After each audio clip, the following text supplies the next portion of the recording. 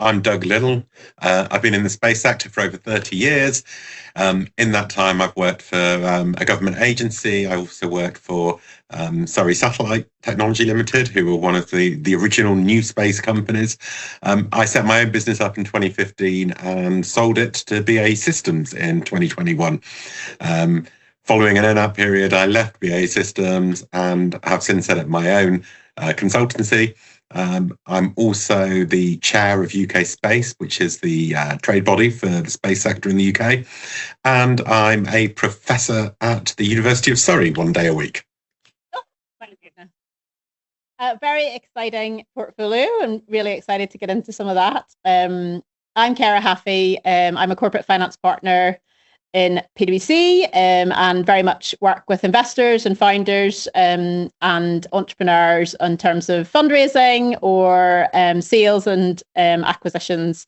So looking forward to chatting about investments theses for our track one and how we kind of raise money and go about that with you today. Thanks, Doug.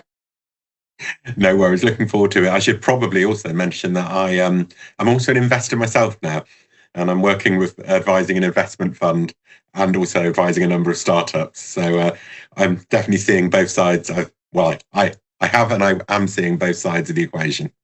Yeah, no, that's really fascinating. I think it's interesting, as you say, you're probably seeing some of the mistakes you made early on that you're now noticing as an investor that now seems so obvious. But there we go. Absolutely. No, it is interesting. I think. Why don't we sort of start on that kind of common mistake that we see people making? I think for me, Doug, and I'm really interested in your views, I think sometimes it's having such a high level vision and then bringing that down to what is actually addressable. I don't know if that resonates with you, but for me, it just feels like that is like we can always sort of see why somebody's come up with that vision, but actually, can you get investor belief in it? But I'm really interested in your views on that and sort of what you see as those common areas. No, absolutely. And I think what we often see is a complete lack of clarity when you break that down and make it something deliverable, because you know that you're going to need financing. You know that you're going to be getting hopefully some retained profits along the way as well. But creating that story for an investor, that says, well, at my Series B, I'm raising this much and I'm going to do this with it. Etc. And this is when I'm able to exit. That lack of clarity is so often there. It's more just a handout saying, I need some more money to make my dream come true. So I think trying to distill that down to being really, really sharp, what you're going to do with the proceeds from each raise, how does that move the business forward? Being really clear-headed around the costs in the business, being clear-headed around, the uncertainties and being resilient.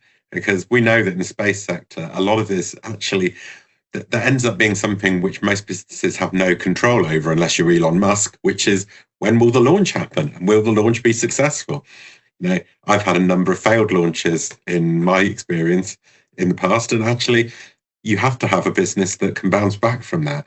That if you've raised 10 million for your Series A, and then you throw your satellites in the sea, what do you do next? And it's not just the cost of it. It's the standing arm is your competitors getting ahead of you. How do you pivot and repivot?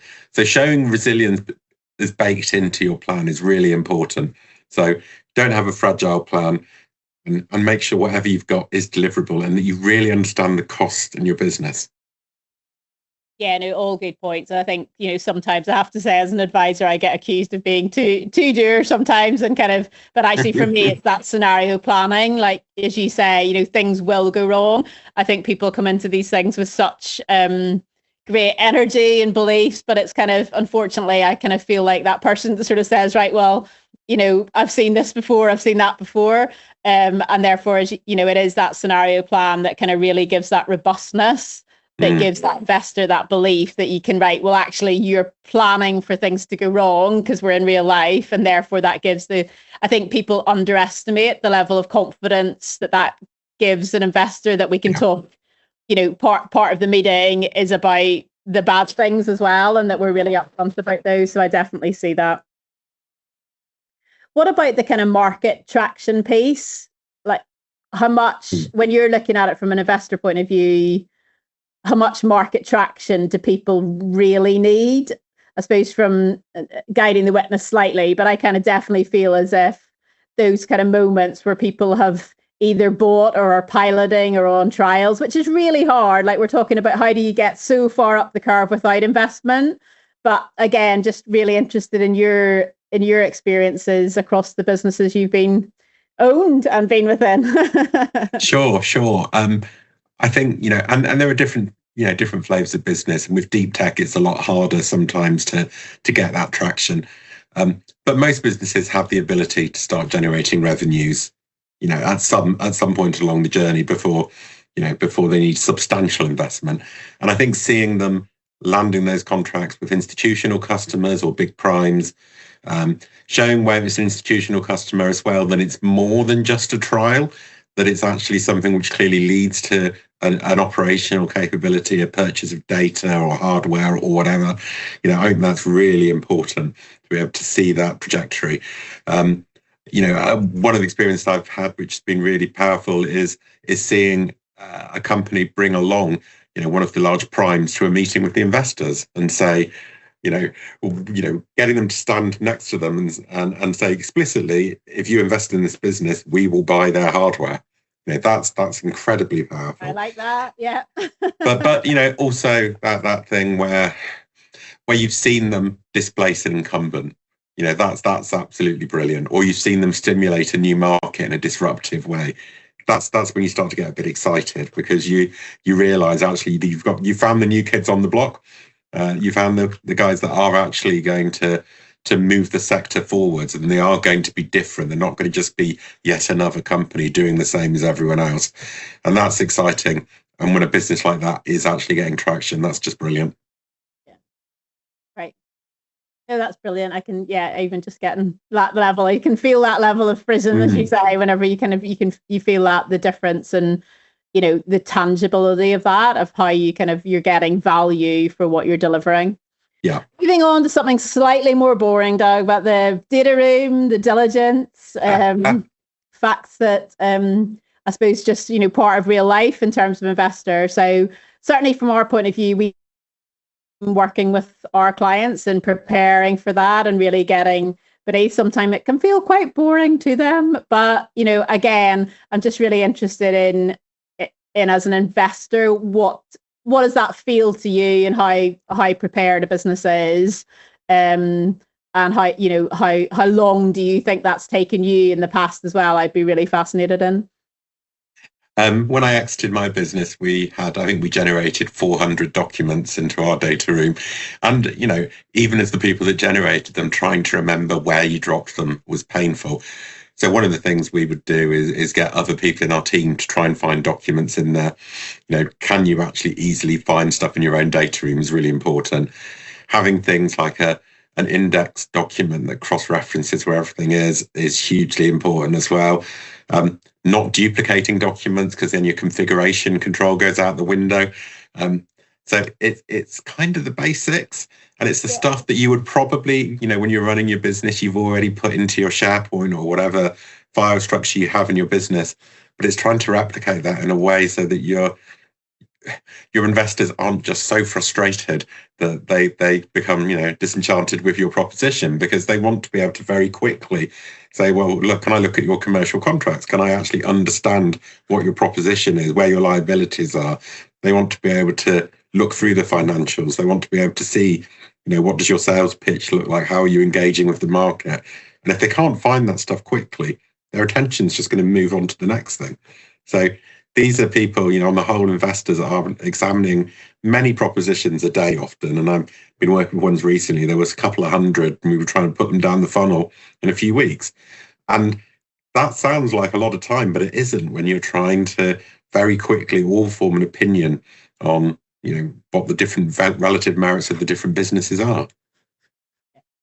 No, very sage advice. It's definitely something that we try and kind of get across, and just that level of preparedness that is key, and the consistency point. People, when they find something, well, that didn't agree to this, and you just start down that kind of never-ending spiral staircase of doom, as it were, in terms of how we kind of ensure that all that consistency, particularly yes, we can have mistakes. We're not saying it all has to be perfect, but if that continues, and it's then, it's that piece. I think just people really taking care about what's been uploaded. And as you say, having somebody internally that kind of really takes a control of that, I think is super important. And how I've seen people control that really well.